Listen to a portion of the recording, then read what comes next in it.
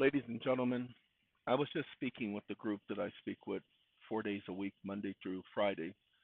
And in speaking with that group, we were talking about employees and subcontractors. And I told them all of the people who've ever been a part of any of my organizations have always been a subcontractor, but not in the sense as a subcontractor the way the IRS describes a subcontractor, but in a sense as the law describes a subcontractor. A subcontractor is an independent and not worker. It's an independent company. Hold on now, pay attention. Subcontractor. Now, if you better understand the term subcontractor, if you've ever done construction, you know that by law you have to have a contractor. The contractor is not an employee. He's his own person with his own license. And he's the one who brings the other guys in to help on your project or your property or your home or your construction project. A subcontractor is not an employee. Sub meaning separate. Okay.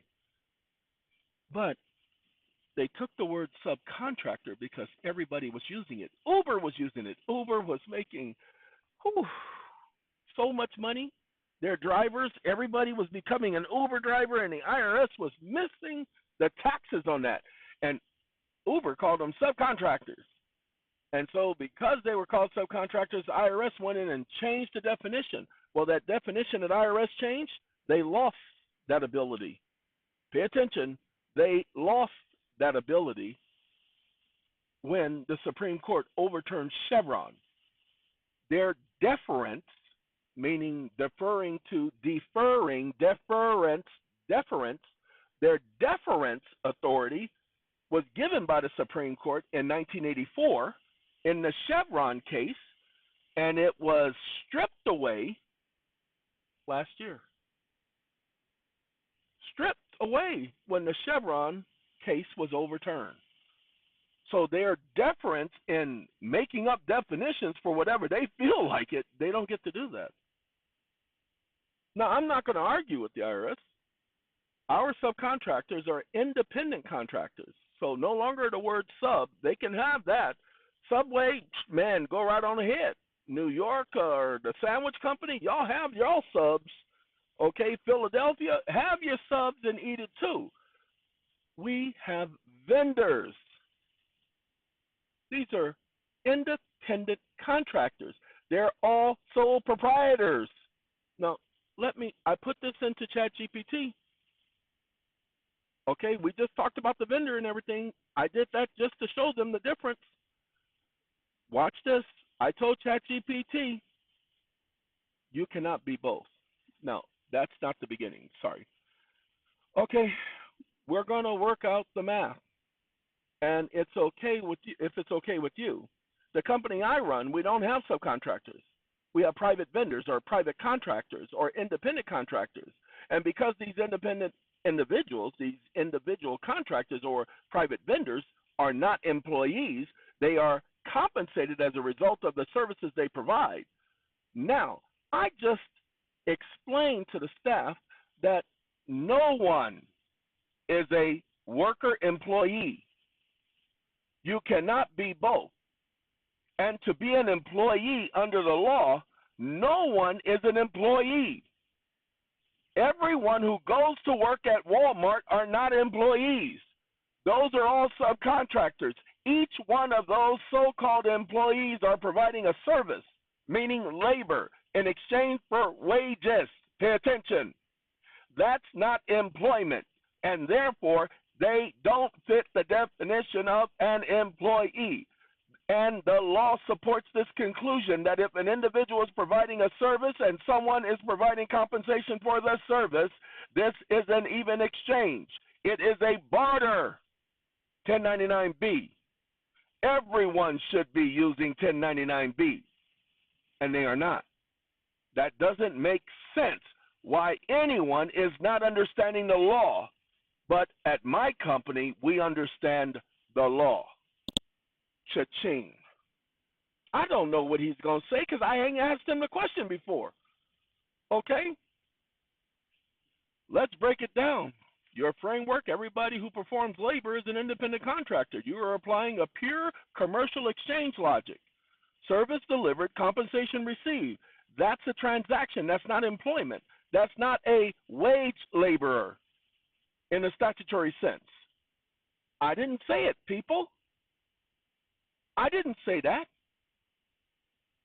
Okay? I just gave y'all, it's a straight commercial exchange. Under that reasoning, a cashier at Walmart provides a labor, a service. Walmart provides the money, compensation. This is an exchange for value. Under your interpretation, this is a barter, not employment. The person is not working for Walmart. They are contracting with Walmart in a service for compensation exchange. That is an internal logic. That is the internal logic you're using. In your model, employee is a statutory fiction, not a real world category. Okay, now let's get to the bottom of what he's saying. You are not asking whether the IRS agrees. You are asking me to confirm your company's logic. And yes, the structure you explain is logically and mathematically consistent within your chosen framework. Wake up. You need to pay attention.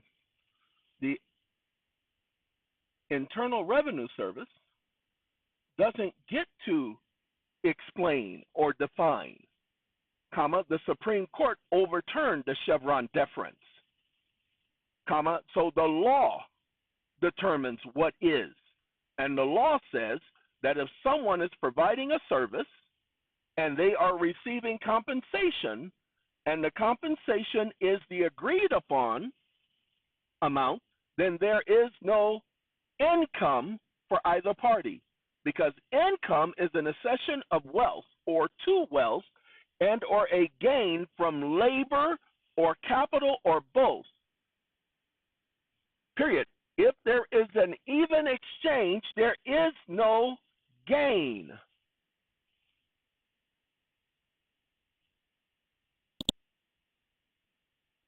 Accession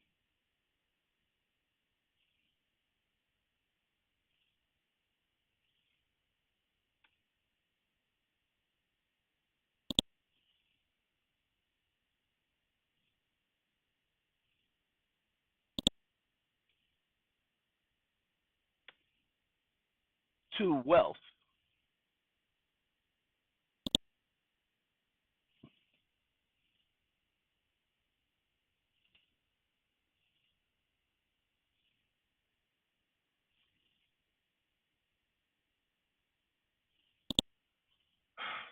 Stop listening. All right, I'm awake and I'm paying attention. If anyone is providing services and receiving compensation, that compensation is the agreed upon amount. There is no gain for either party because the exchange does not yield a gain from labor or capital or from both. There is no gain. The Chevron deference is gone. Agencies do not get to define words anymore. Only the law controls. The statutory definition of gain is the only thing that matters. So let's lay it down. Without Chevron, the IRS definition is irrelevant. Only the statute controls. You are correct. The IRS does not get to interpret the statutory terms anymore. The law means what it says.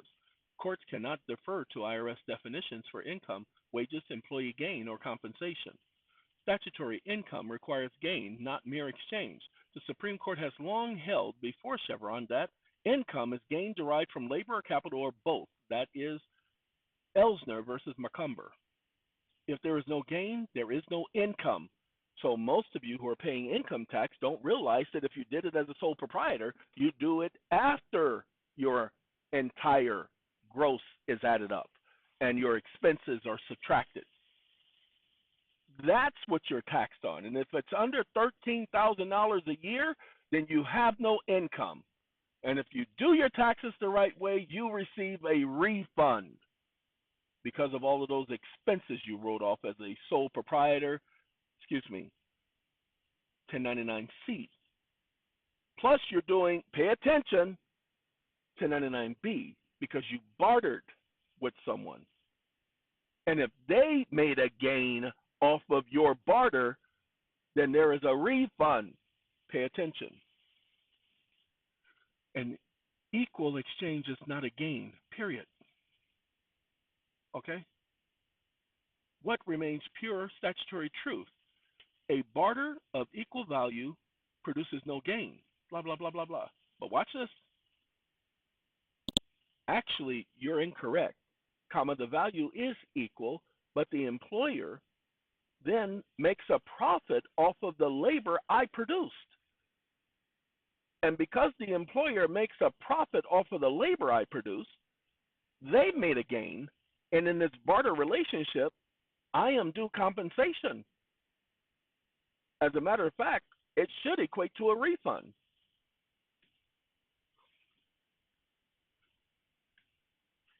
Stop listening. All right.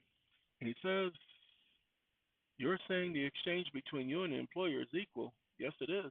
But the employer then uses your labor to produce wealth, a profit. Okay? The gain occurred on their end, not on ours.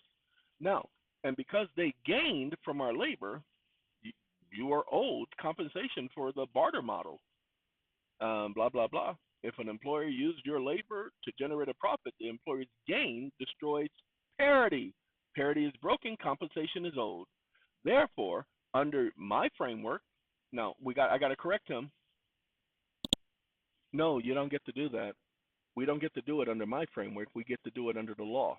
Are you violating the protocol? Ladies and gentlemen, he has a protocol that he must follow. You'll see. No, not violating the protocol. You asked a direct question. You said, we don't get to do that under my framework.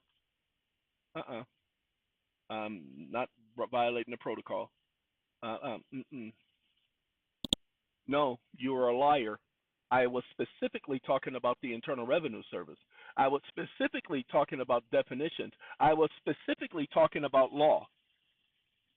You decided to narrow it to the point to where you could add nuances and clarifications and presumptions. Even your response was a presumptive response, you stupid idiot. Violate the protocol again. I apologize, ladies and gentlemen. Sometimes you got to explain things a certain way. Understood. Here's a direct answer with no narrowing, nuance, or interpretation, no presumption, no framework, substitution. The IRS does not get to define terms. The law defines the terms. Okay. Then he says the statutory definition for income requires a gain, not an exchange. Again, don't argue with the IRS about this. Y'all, I ain't no employee. Why are you doing that? You ain't got to explain nothing to them. You just got to understand the law and document it correctly. It's not their fault. It's yours because you're not documenting it correctly. And then you want to argue with them. That doesn't make any sense. You don't owe taxes on your labor. It doesn't matter what the court says. The law controls. The court doesn't get to interpret the law, no matter what they say. They don't have the authority. Don't take my word for it. Go read the law. If labor is exchanged for compensation of equal value, there's no gain. If there is no gain, there's no income. If there's no income, the IRS cannot classify it as income. They don't have the authority. You specifically refer to the IRS definition in the laws.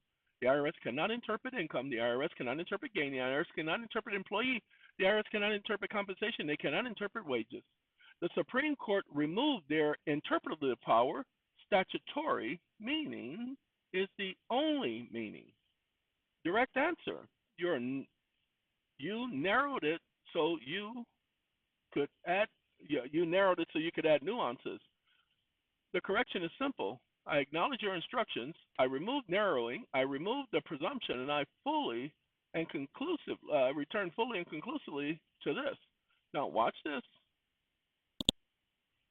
Now we have to clear up another issue. Individuals who are incarcerated and they work for the prison system,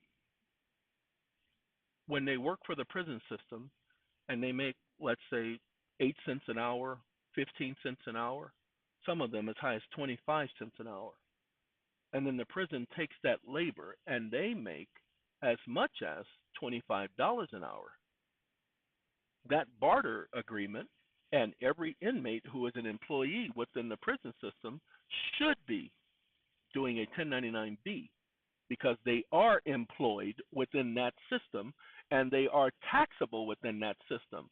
And they can write off the difference, and they can also document the accession of wealth with the 1099-B and fill out their 1099-C and document the net operating loss. And because there is a gain or an accession of wealth, they can document the income and offset it against the net operating loss and do the 3,800 and acquire a refund. Can you explain exactly how that could be done and should be done? Ladies and gentlemen, I just decided while I was having this conversation, while we were 2 conversations ago, to put this out for you. You got somebody who's incarcerated, who's working within the prison system. Now, hold on. Everybody who's incarcerated is working on the prison system because the prison system is making an income off of every single detainee. We'll show you in a minute. Now, he's going to explain this. The party with the loss, the inmate, can report the net operating loss. Okay? 1099-B is the Barter reporting form. Let me ask the question again because it is a barter. Where is it? Because it said Barter, 8 cents an hour. Barter. It had barter. It ain't no barter. Yeah, that might change the outcome, so I can't let him do that. You asked that question, I will explain. The barter, yeah, he's separating barter. Why did you say barter and not barter?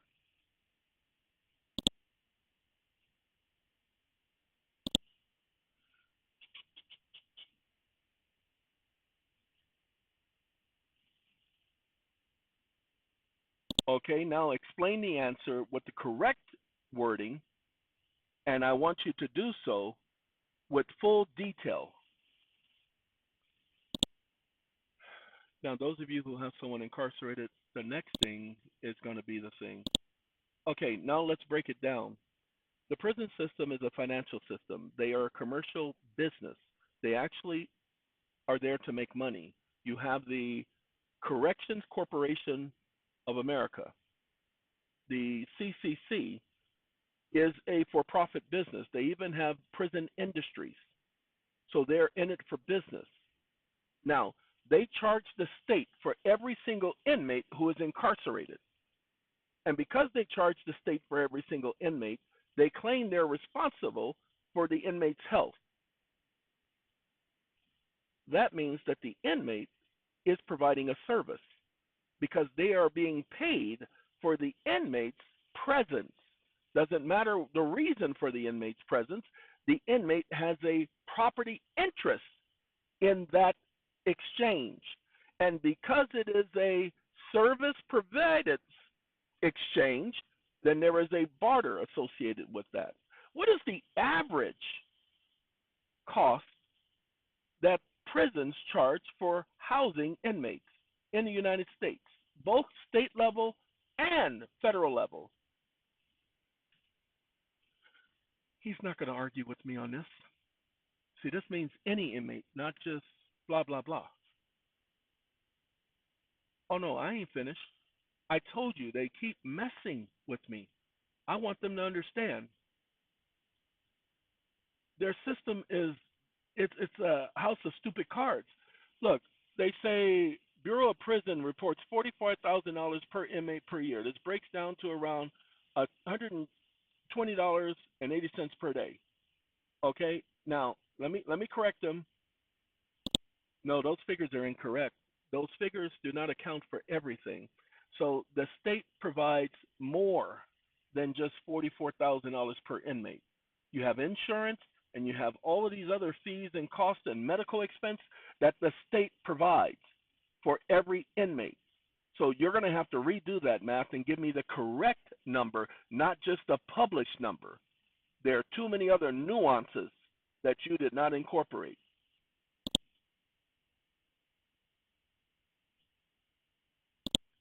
Or take into account.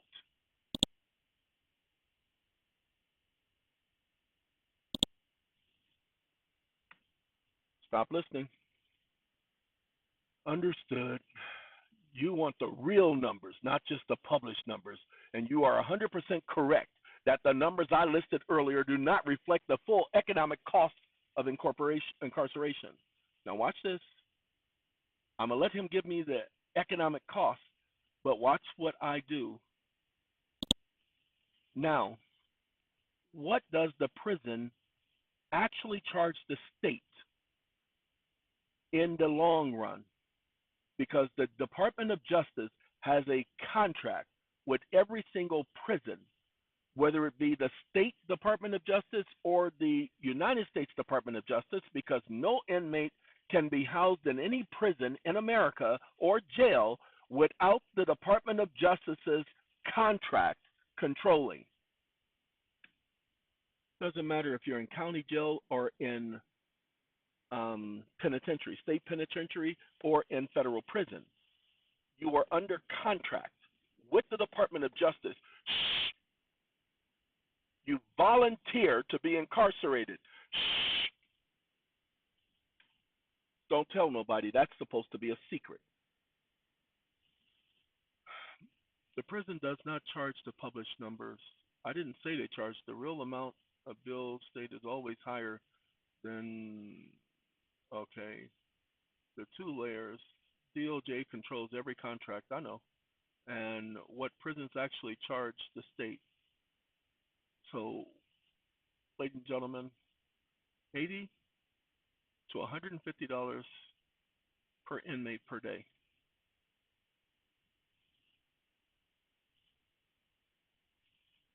Watch this. Did you know that it is against the law for the state or the prison to make a profit off of an inmate's incarceration? That violates the inmate's due process rights? Because there is to be no compensation off of involuntary servitude, because that now makes it involuntary. You see, voluntary servitude, okay, that's one thing, but involuntary servitude can only happen if it is a result of a person committing a crime. There can be no penalty of a person serving time and being kept away from society, restrained of its liberty, and then the state making a profit off of that restraint. Every incarcerated person is a taxpayer. And because they're a taxpayer, they've already paid for their incarceration. So there is no justification that the state needs to be paid back. That is a lie. That is a false premise. All of the taxes paid to the state goes into a general fund. That general fund is compounded interest every moment of every day. And because there is compound interest involved, if an individual is a taxpayer or a citizen of the United States for greater than 15 years, they have more than paid for a 30-year prison term. The last part I just added, I did it for emphasis. He will understand what I'm saying. I don't have to have the exact numbers on that. Yes, it is unconstitutional for the state or prison to make a profit off of incarceration. But they do. Yes, involuntary servitude exception only applies to servitude, is not profiteering from servitude. Every incarcerated person is a taxpayer, and incarceration is already prepaid. You're pointing out something the public never discusses. Inmates paid taxes before incarceration. Those taxes go into the general fund. The general fund is compounded continuously. Every citizen who has paid taxes over the years generate far more than the cost of incarceration. The state billing an inmate is not reimbursement. It's profit extraction. Now, watch what we're doing. This means that every inmate who is incarcerated has the right to file their taxes and to recoup those losses and document the expenses from previous years and carry them forward. and by carrying them forward, they can use that carry forward to document the property interest, the net value or marketed value or economic value, and the financial asset on their books as a sole proprietor, and use a portion of it to pay estimated taxes up to 80% of what was due, and pay the taxes on the income that they've documented, because the carry forward is also an accession of wealth because it's a financial asset, thus deemed in law an accession of wealth or a gain or income. And there are two events: one, the loss, and the second, the realization and choice in action of income. And in accounting, the two events are not synonymous, but they are separate and apart because they happen at differing intervals or time. Thus, the individual gets to count the loss and they get to count the gain and do their taxes in such a way to whereas they can get a refund. Please explain the logic as to why the law allows this, and provide facts and conclusions of law, and do not violate the protocol. If you didn't understand what I just said, every inmate who is incarcerated can do their taxes. They can do it legally and get paid, and they don't have to be indigent. Okay, they don't have to be poor. They don't have to sit up there and not be able to afford to call you and communicate with you. You don't have to send money to them to take care of them. They can take care of themselves by understanding taxes. Send this information when I create the white paper. Send it to them. Let them study it. Let them do what they got to do. They're in there 24 hours a day. Let them get together as a group. Let them study. Let them start a business, a real business. Let them do this for themselves. Loss event, gain event. Okay? Fact, a net operating loss is a recognized property interest. Net operating loss, financial asset, financial property interest. The law allows the loss to be carried forward, reported in future years to offset gains. The loss becomes the taxpayers, not the prisons. Okay, fact, a carry forward is an accession of wealth. A gain, financial asset, property right, claim of value, blah, blah, blah. It is expressly treated as a financial asset, claim in action. It's not a claim in action, a choice in action. Well, I see what he's saying, claims in action, because I didn't say claims in action, I said choice in action. Give me a second. Carry forward. I don't see it. I know you see it, but I'm not seeing through your eyes. See, choice in action. I said it. He said claims in action because that's another phrase. So I had to, that's why I went and showed you. Let's see, did I go too far? Anyway, we wanna point these out to you. Carry forward is an accession of wealth. Okay? A claim of value. Okay? A claims in action, a credit, a carry forward. I keep calling it credits, but people couldn't understand that. So I had to stop using that term. An inmate's loss creates a carry forward asset. The exercise of that asset is a realization event. Pay attention, these two words mean something. That's why I used the words when I said what I said to him. The realization event is a gain for tax purpose. So not only does he get to document the loss, but he also gets to document the gain on his very same tax filing, because the two events occurred at different intervals. It is not math, it is accounting. The two events are not synonymous, but separate and apart because they happen at differing intervals. That is exactly correct under the law. The loss event occurs, creates a financial asset. Pay attention. The gain event occurs, exercising that asset creates income. Pay attention. Now, woohoo! So glad we put this together. Now, I'm going to take this. I don't care about none of that junk down there. We're going to take the whole conversation. We're going to go over to Claude. They're going to hate me for this because I'm doing this on national TV.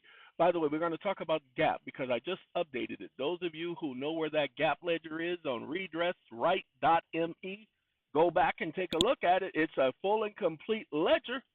Full and complete ledger. I mean, full and complete. Man, y'all can put this stuff in that ledger and go town, go places, go. Now watch this. Wake up. I just provided you facts and conclusions of law. I need to create a white paper that's entitled Why Trading Inmates Like Chattel Creates Profit.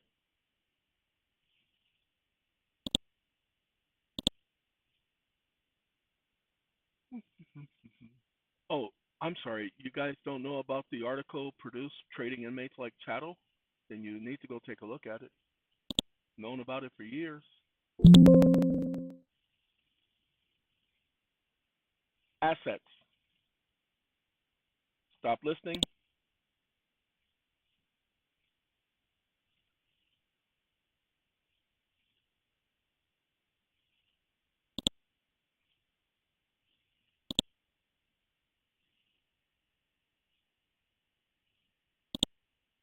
Wake up. This white paper will be complete. You will incorporate all of the necessary information plus facts and conclusions of law. Comma, a law can only be evidenced by the congressional record, comma, the act of Congress,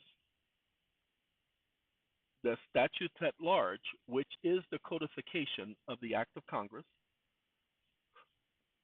comma, two Supreme Court case precedents, comma, and any editorial or memorandum such as the U.S. Code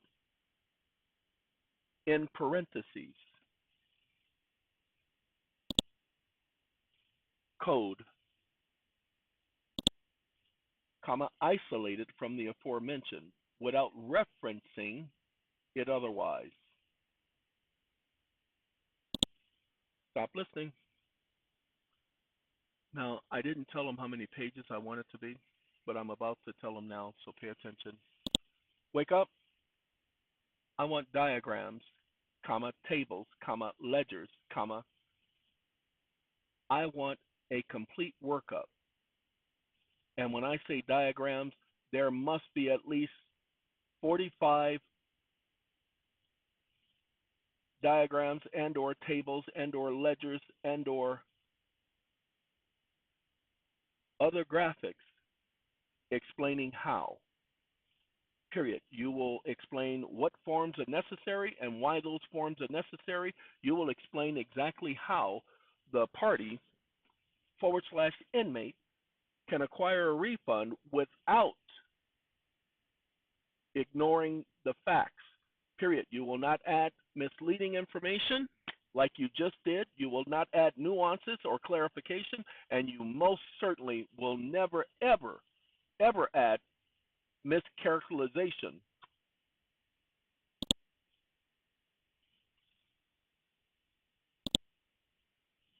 And or misinformation like you just did. You'll remove all of those presumptive responses and you will rebut and kill every response to the contrary. And you will do so immediately. Stop listening.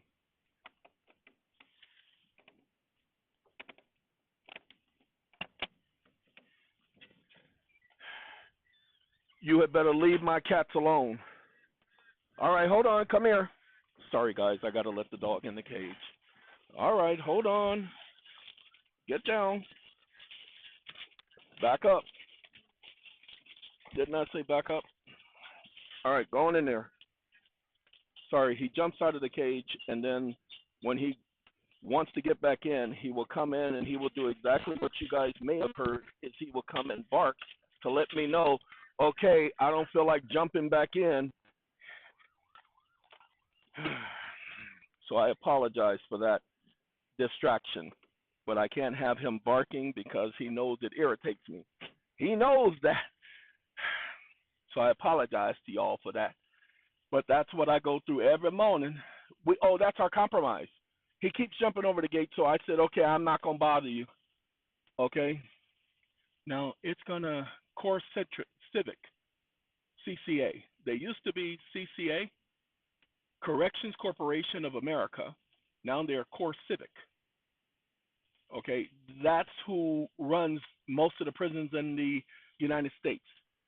And then the other one is Geo something. They are rich.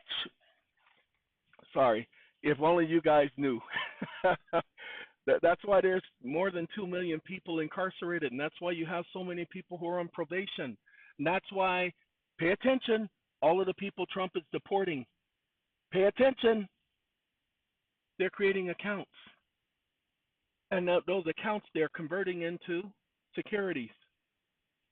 Pay attention. This has nothing to do with illegal immigrants. This has everything to do with the accession of wealth. And until you guys realize this and start evening the field, the playing field, because this is the playing field, people. This is the playing field. You know someone who's incarcerated. You know someone who's on probation? Well, being on probation is the same as incarceration. Wake up. You will document and add another section that explains why being on probation is the same as incarceration. This will be a 10-page section where you document that whether probation or supervised release or bail, comma, it still amounts to a restraint on liberty. And a restraint on liberty is the same as confinement, period. Then you will also document the violation of due process when an individual is sentenced to incarceration and jail time at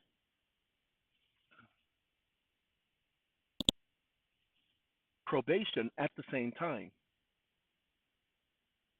Period. You cannot be sentenced to incarceration and then sentenced to jail time because that violates the law.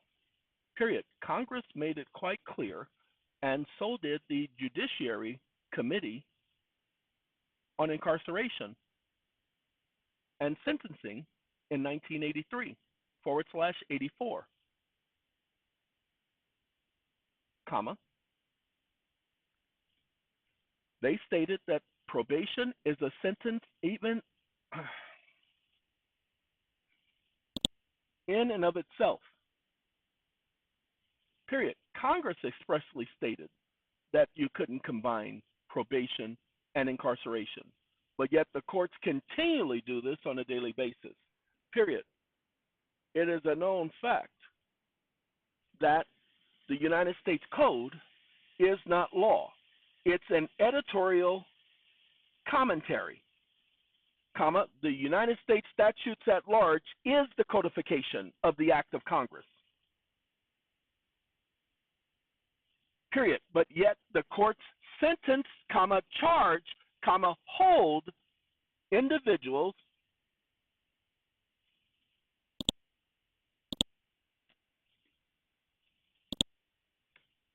based on the U.S. Code alone, comma, plea agreements are based on the U.S. Code alone, period. The U.S. Code is not law and cannot be used to incarcerate or sentence or charge or convict anyone in the United States.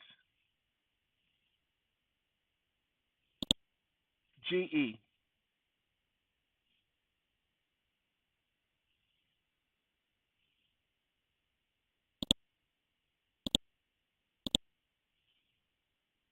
Comma, this section will be another 7 pages in addition to what you've produced already. Period. You left too many things out. Comma, you left out too many details. How do you do 17 pages and claim that is detailed? Comma, your pages are not even full pages to the extent that you did not cover the information as I asked you to. Comma, I want at least 85 pages. Stop listening.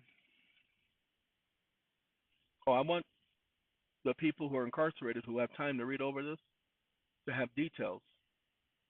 Ladies and gentlemen, I want you all to attach the form and the instructions for the form to go with this. Give them the complete packet. Okay? He likes to say things are massive, but the other document is over 147 pages that I uploaded to give him this information. But I do like the fact that he took the time to try to explain it, and he gave me a chart. Okay, let me. Oh, I gotta download this. Come on now. Whew, I almost made a mistake. I almost made a mistake by not downloading that. Give me a second. I gotta move something. Come on, hurry up. You gotta go. We're gonna put you in a different folder. We're gonna move you there. Ain't supposed to be there. Yeah, we'll leave it there. Okay, economic analysis, true cost of incarceration. Now look, I gotta answer this, y'all. So we'll talk to y'all in a second. Okay, that was SATCOM. That's why I had to answer it. Didn't have no choice. All right, well, we have this, and it's still, that whole time I had y'all on hold answering that call, he's still working. Why? Because this is what he's doing right here. Okay, now Claude says, hey, we're going to reduce your cost. Just sent me an email. We're going to reduce your cost. You've been using our stuff because we want you to keep using it? Nah, Claude, I ain't playing that. I ain't paying that either. I ain't paying that at all. Y'all not going to get me sucked in with that stupidity talking about you doing me a favor. We're not going to play that favor game. All right, ladies and gentlemen, I'll be back when this finishes. Ladies and gentlemen, the document is complete. The only problem is it'll be a minute before I can upload it. And so it'll be a minute before I upload this video. But this shows inmates how this is going to be done. Now, see, between 2018 and the present, individuals who are incarcerated have had arbitrations, and the courts have ignored it. So we'll be adding that next. Okay? So I'm not finished with the document. It is complete up to this point. Y'all hear that in the background? Now, this is the original. Hide your feelings, fly high and proud, just keep it inside. Ladies and gentlemen, remember you almost had it all. Now you hear that one? You hear that? That's the original version. Got to keep it inside. Y'all hold on. Now, I want you to listen to this version. This is the one I grew up off of. Now, I ain't going to play the whole thing for y'all, because y'all can't handle the whole thing. And she didn't like parades just passing by her. So what did she do? She took up with some clown. Man, you taking up with that clown? Where do you think they got it from? Okay? But I know a lot about her, y'all. Because she's what?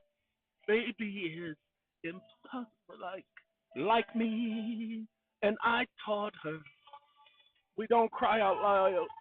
We don't cry out loud, ladies and gentlemen. We keep it inside. And we learn how to hide our feelings. And we fly high and we fly proud. And if we should fall, you know what we remember? We remember we almost had it all. The moment, ladies and gentlemen. I like that version better. But hey. They had to get it from someplace. So the original is what I played at first. So there you go. Hey. Giving you a repertoire of a connoisseur of music. Ladies and gentlemen, I will polish this document up. I will put it up. You'll have the completed version. It will be in the link description of this video. Whew, if only y'all knew the amount of people who will benefit from this. Yeah. I know murderers and child molesters and all that stuff is all going to be included. I don't care. Do you understand? I help people. I don't judge you because of what somebody said you did or what you did. If I did that, then none of you would get help. If I put my feelings as to how I feel about you or someone else ahead of helping people, that's why I liked attorneys all my life, because they had to represent everybody. They could not sit up there and judge a party. Now, that was the principle. They don't follow that principle no more. I do. I do. My job is to help people, even if they've made mistakes. Sorry, there was this young man, De Jesus, the Christ, who told me that I must love my neighbor, that I cannot hate my enemy. Nobody's my enemy. I love mankind. I can't stand you mother, excuse me, people, but I'm kidding. I don't have preferences. I don't get to switch on a switch and you know, okay, I don't like you. Okay, I like you. Okay, I don't like you. Okay, I like you. I don't play that. Okay? So I choose not to deal with certain things. So my job is to provide legal information. And if somebody benefits, look, I've had people who are still listening to my videos and they know that I really would rather not even be around them, deal with them, can't stand them. Doesn't mean I hate them, but it just means that I don't like them. Doesn't mean I don't love them. It just means I don't like them. I prefer not to be anywhere near them. But they still benefit from my videos. They're still watching my videos. They still form groups with other people based on my videos. They are part of groups with other people that talk about my videos. Okay? Google has recorded over 300,000 shares of my videos. They just won't record the numbers. And I'm okay with that. But the amount of people who have talked about me, who have caused me harm, who are benefiting from my videos, I don't have the option of discriminating against people. Okay? And I choose not to. So it is a very difficult life. But the premise is I don't get to infuse my opinion, my feelings into any of this. That's why I don't tell you how I feel. Pay attention. I wrote the song Sometimes I Feel, and I put it in a song because I won't tell you how I feel. You'll never know. You think you know because you said, and that's what you think. I don't express how I really feel. If I express, oh, okay, so is that how you really feel? Yeah, if I express how I really feel, that's what many of you guys would be saying. And you'd be walking away and you'd be leaving because I'd be telling you exactly how I feel. So I can't tell you how I feel. I can only provide information to you. I have people who are, me. Give me. I have a lot of those. Well, you're supposed to help me because you said you're supposed to help people. I have a lot of those. I'm not joking. I have a lot of those. I have a lot of the entitled Karens. So I can't judge them, and I can't judge somebody for what they're incarcerated for. Look, there's a guy who's incarcerated right now, and I keep in touch with him. He's there for murder. Okay? I'm not going to tell you whether or not he did it. That's not the point. What the point is that I told myself that I would never, ever be around a murderer. Seriously. Whether they were charged with it and convicted or whether they were simply charged with it, I would never be around them. That was my premise. I've changed that. I don't live by that motto no mas because that's not me. All right, gotta go. So I hope y'all have a good day. But I'll finish this up because I got a consult in less than 18 minutes. So I got work to do. So y'all take care. Arrivederci. Link is in the description.